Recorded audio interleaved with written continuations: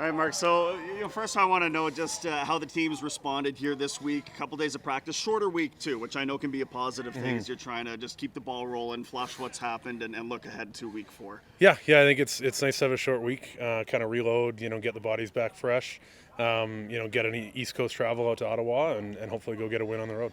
Yeah, you got Martez sliding back into the line this week. So how does that change anything, if at all, for a group that otherwise had been the same even since the preseason?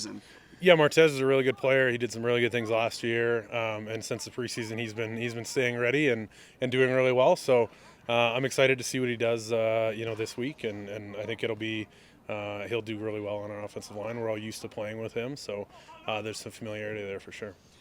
As it pertains to the quarterback carousel that we saw there in week 3, from the offensive line standpoint, how does that affect you guys when you're going from Taylor to someone like Jarret, Doege? Are their play styles different? Does that alter your play style at all? Yeah, I mean, every quarterback's a little bit different. They go through things a little bit differently. Ultimately, as an offensive line, we've got to block the guys in front of us, pick up the blitzes that we're shown. So there's little nuances, but in the large scale, it's really the same thing for us. What have you noticed about Doege as a competitor, as a player, since he's been around this group? Yeah, he's got a fire for sure. Like personality-wise, there's a fire in there. He's a competitor. He fights hard.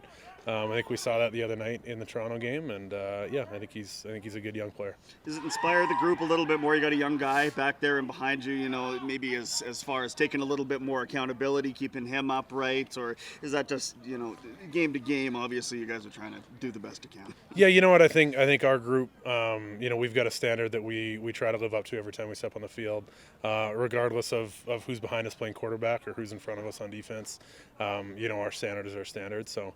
I think regardless of who's back there, we'll do our best to protect them. And last question here on the running game. I know you guys would like a little bit more production there. I know that it's a multi-layered, effort as far as that is between the running backs and you guys and the play calling and that sort of thing. So what can the offensive line assume responsibility for as far as getting it going a little bit better than it has in the first 3 weeks? Yeah, I think a large part of that's on us. We've got to get the run game going, get us into some more manageable second down situations, get us on first down when we get short passes, get us to a spot where we can protect and get us to those 2nd and 3s where we can run the ball and move the chains. So I think, that largely falls on us to keep the run game moving and to give us chances to run the ball.